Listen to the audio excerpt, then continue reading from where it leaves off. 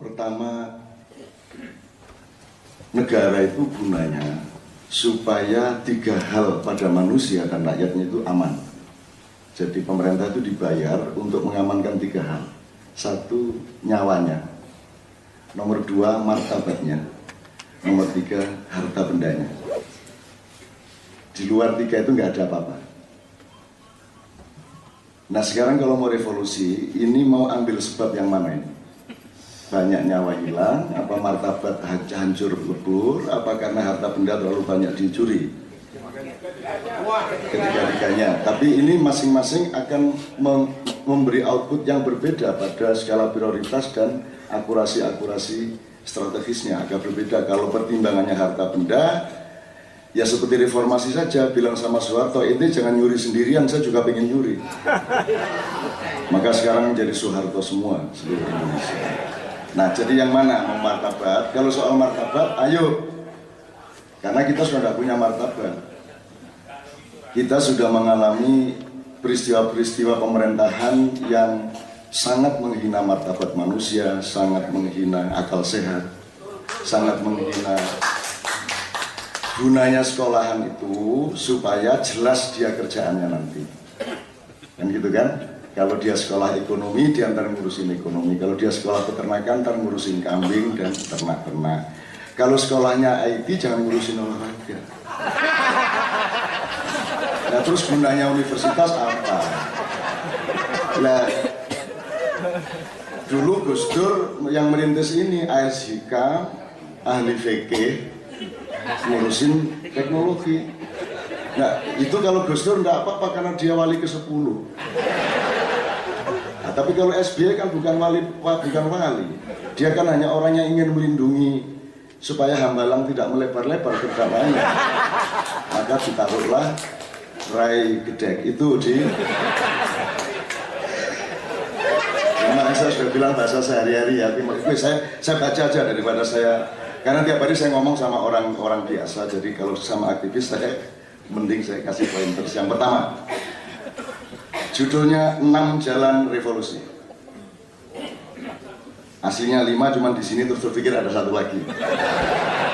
Pertama saya ingin ngomong buku ini dulu, ngomong merajut kembali Nusantara. Saya usul, ini Nusantara pada skala waktu yang mana? Nusantara sejak Angkatan 28, Nusantara sejak Demak, Mataram, atau sejak Mojopahit, atau sejak Sriwijaya, atau Ratu Sima, atau yang mana? Kan gitu, atau Nusantara plus Nusantara berapa, volume berapa. Jadi kalau mau ngomong merajut kembali Nusantara, harus diperjelas dulu melalui penelitian yang objektif, diskusi para expert maupun diskusi publik untuk memastikan bangsa Indonesia ini satu. Harus dipastikan kita ini bangsa Garuda ataukah bangsa Emprit. 2, apakah kita ini bangsa besar ataukah bangsa kerdil. Yang jelas, sebab kebangkitan orang besar berbeda dengan kebangkitan orang kerdil. Kebangkitan ayam berbeda dengan kebangkitan burung. Kalau kamu tidak tahu kamu ayam atau burung, bagaimana cara bangkit? Sudah jelas kamu ayam mau terbang-terbang. Kan begitu kan? Kamu cacing mau menerkam-nerkam, kan begitu. Jadi orang Indonesia kehilangan dirinya dan tidak pernah mencari siapa dirinya. Jadi kalau mau merajut Nusantara kembali, harus ada penelitian yang cukup panjang dan ada diskusi di semua lapisan. Nomor 3, kita ini bangsa merdeka ataukah bangsa jajahan? Amerika itu penjajah ataukah tangan panjang penjajah? Ada 3 tipu daya dunia, 3 tahap sejak lahirnya Isa. Tahap pertama, tidak terima Nabi Musa kok disaingin sama anak ajaib. Kalah populer Nabi Musa. Ini kan bayi, tidak punya bapak, bisa ngomong. Kan Nabi Musa kan paling cuma belah laut, itu pun kalau disuruh baleni sorenya tidak terbelah lautnya. Karena yang sakti Tuhan, bukan tokannya dan bukan Musa lah. Jadi dia kalah hebat sama Nabi Isa. Akhirnya cemburulah ini anak buahnya Musa. Terus akhirnya bikin rekayasa, memfitnah segala macam, berpuncak pada penyaliban Yesus Kristus. 37 tahun kemudian dibikin rapat setelah kenaikan Isa. Soalnya, loh setelah saya salib kok malah lebih populer. Kalah ini Musa.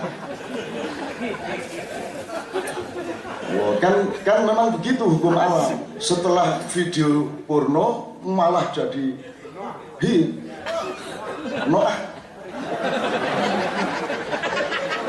Kalau ingin jadi kiai dicium tangannya, zina dulu banyak-banyak, terus insaf jadi kiai baru populer.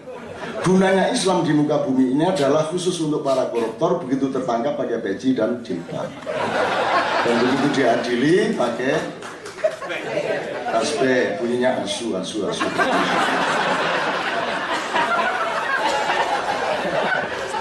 Guyon nih dadang kafir liberal ini gimana? Oke, saya akan setia pada ini. Bangsa merdeka atau bangsa jajahan nomor 4, kita ini bangsa setua apa?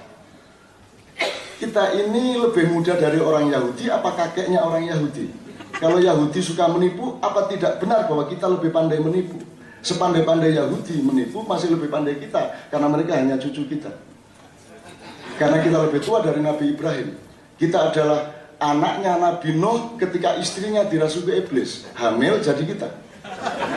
Maka kelakuan kita campuran malaikat dengan iblis.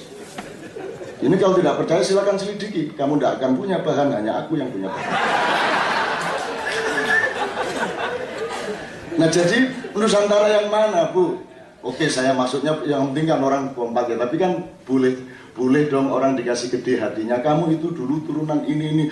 Apa ini hubungannya sama Atlantis, Sundaland, ya toh? Sundawiwitan, Inkamaya. Ataukah bangsa Indonesia, bangsa Nusantara adalah hibrida gagal produk? Jadi ini campuran makhluk bermacam-macam yang agak kurang sempurna produksinya. Akhirnya gini, milih presiden dilihat gantengnya, gitu kan. Semua menteri juga manis-manis, ganteng-ganteng. Dan banyak parameter lain. Saya baca aja, saya berkepanjangan kalau gini. Apakah bangsa Nusantara hari ini terserah siapapun asal-usulnya, terserah dia bangsa besar atau tidak? Tidak peduli dia turunan tekek, apa turunan Nabi Adam, apa turunan Homo sapien, Homo erectus, atau Homo seksual. Apakah mereka sanggup berevolusi? Kalau melihat kondisi objektif NKRI hari ini, 1, dilihat kinerja pemerintah dan mental pejabatnya. 2, filosofi kebangsaan dan konstitusi kenegaraannya. Nomor 3, semakin terkikisnya martabat dan harga diri bangsa dan manusia Indonesia.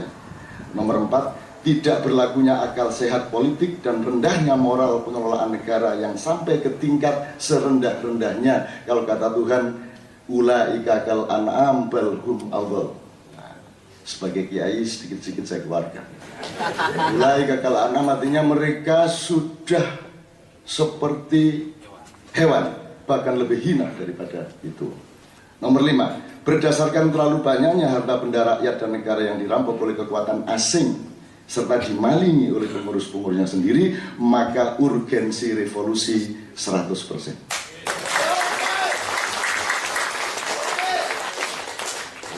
Oke sih. Tapi kalau melihat kualitas kelas menengah hari ini, terserah parameternya Pak Ivan nanti yang bisa merumuskan. Kalau melihat tingkat kerapuan otaknya masyarakat, kerapuan rasionalitas masyarakat, melihat subhat ideologi, subhat itu apa? Dan subhat itu ambigu. Subhat ideologi dan nasionalisme aktivis di berbagai level dan segmen. Nomor 4, mustahilnya lahir kepemimpinan nasional seperti disebut tadi melalui pintu sistem dan undang-undang perpolitikan yang ada sekarang, maka kan terjadinya revolusi di bawah 10%. Tapi kalau melihat potensi watak revolusioner radikal anarkisnya manusia dan bangsa Indonesia, maka sesungguhnya sangat tinggi kemungkinan untuk revolusi dalam waktu dekat. Karena manusia Indonesia adalah manusia yang paling radikal, paling revolusioner di muka bumi. Berani naik kereta api 200 orang tanpa pegangan, berani kawin tanpa pekerjaan, berani beranak lagi meskipun kredit motor belum beres. Puncaknya adalah SBY bisa jadi presiden. Itu keajaiban luar biasa menurut akal sehat. Tapi tangguhnya kehidupan rakyat, ngawurnya para pemimpin, ribu-ribu perilaku nekat dalam berbagai bentuk, bidang dan ranah nilai menunjukkan bangsa Indonesia selalu siap untuk membiarkan kebobrokan. Kan revolusioner namanya kan. Mestinya kalau orang kesakitan kan marah, ini enggak. Karena dia mampu revolusi atas dirinya. Rawo polor, harap nopo. Silahkan menindas, saya nggak akan apa-apa. Kalau revolusioner. Ayo Belanda datang lagi, daripada yang nindas SBY mending kamu sekalian. Belanda ayo sini, campur Arab, campur Amerika. Rakyat selalu siap untuk kehilangan negara. Jangan dipikir kalau negara Indonesia bubar tahun 2015 katanya akan jadi 17 negara bagian terus rakyatnya sedih. Enggak. Rakyat Indonesia tuh enggak peduli ada negara atau tidak. Wong kerjanya negara cuma ngerepotin hidup mereka. Begitu bubar negara, syukuran istighosah sama siapa. Rakyat kok. Tuhan kaget loh, kok gitu? Saya salah bikin ini bahasa Indonesia. Dulu Gus Dur yang Tuhan bingung, saya dulu bikinnya nggak gitu loh. Sekarang saya Indonesia, Tuhan bingung loh, aku dulu bikinnya nggak gini. Ini mesti ada subversi iblis ini. Akhirnya Tuhan nyari iblis nggak ketemu sampai hari ini, padahal di Cikeas ya.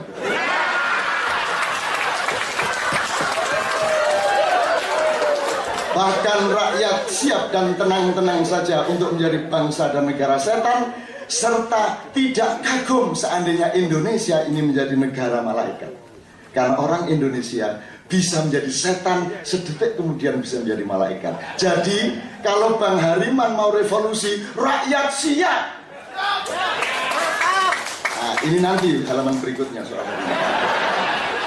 Jadi terserah mau revolusi karena alasan harta benda dicuri habis-habisan, ataukah alasan makin sirnanya martabat dan harga diri bangsa serta manusia Indonesia sampai terpuruk kerendahan dan kehinaan yang amat memalukan di mata dunia, atau karena perjuangan moral. Tapi ada 6 kemungkinan jalan revolusi. 1. Orang Madura, Mahfud MD, menunjukkan kemaduraannya. MPR sudah tidak berdaya, Mahkamah Konstitusi bisa dia bikin melakukan segala yang diperlukan oleh Hariman. Mahkamah Konstitusi menganulir sekian undang-undang dan konstitusi yang anti rakyat. Diumumkan ini tidak sah, harus ganti. Kalau tidak cocok, carok. Mahfud MD bisa bikin surat menganulir pemerintah bahwa Presiden SBY tidak sah, KPU masih syubhat, jadi tidak sah. Kalau ada revolusi dari Mahkamah Konstitusi dan kalau Mahfud berani, baru nanti saya angkat jadi presiden. Dan kalau Mahfud tidak berani, ini jangan dipuji dulu. Buktikan Madura, Mahfud.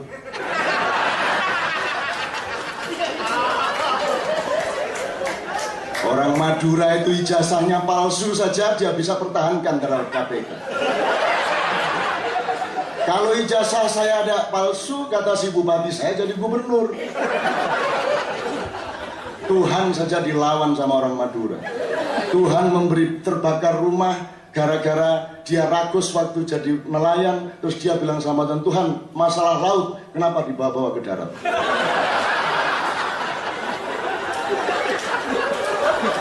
Enggak jadi revolusi, ketawa dulu ini ya.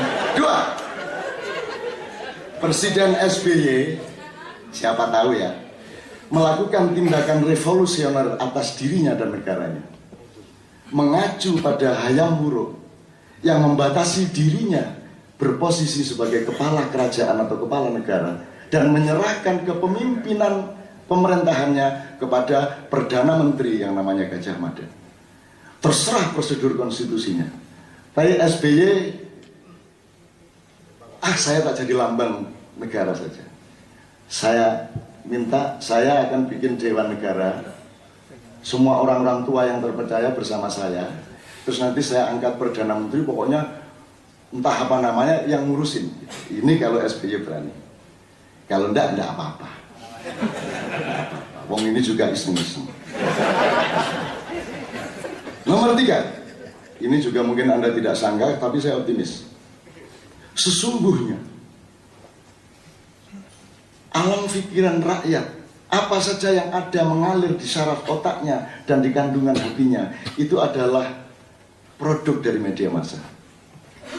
Jadi sesungguhnya alat produksi sejarah yang yang primer, alat produksi sejarah yang primer itu terletak di genggaman tangan media massa. Jadi media massa punya potensi sangat besar untuk bikin revolusi. Kalau di langit ada lauhil mahfud, di bumi ada media massa. Maka rakyat bisa menyerahkan nasibnya kepada Yakub Utama, kepada Gunawan Muhammad, kepada Surya Paloh, kepada Haritanu, kepada Dahlan Iskan, kepada Hilang alias Ica, dan lain-lain, untuk segera direvolusi seradikal mungkin menuju Indonesia baru yang adil dan makmur serta disukai oleh Tuhan. Nah, ini juga khayal, tapi siapa tahu bisa itu. Yang beneran ini nanti nomor 6. Nomor 4, pengumpulan tanda tangan sebanyak mungkin se-Indonesia mosi tidak percaya kepada undang-undang ini, kepada DPR ini, kepada pemerintah ini, dan pokoknya kita kumpulin sebanyak-banyaknya. Nanti pada waktu pemilu tidak ada keabsahan secara kuota untuk mengadakan pemilu dan seterusnya. Ini Bang Hariman yang satu-satunya bisa menjalankan. Pintu revolusi yang kelima adalah santet massal atau bunuh diri nasional. Tetapi yang paling aku andalkan hari ini, sehingga aku jauh-jauh terbang dari Pancor Mataram ke Cengkareng, alternatif yang paling nyata adalah Hariman Siregar is back to the street of revolution. Biarin pokoknya Hariman kembali ke jalan dan tidak akan beranjak dari jalan yang dia injak itu sebelum tercapai revolusi. Assalamualaikum warahmatullahi wabarakatuh.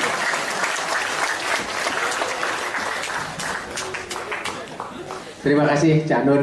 Tidak ada komentar lain saya kira kecuali luar biasa memang Cak Nun ini kalau berorasi.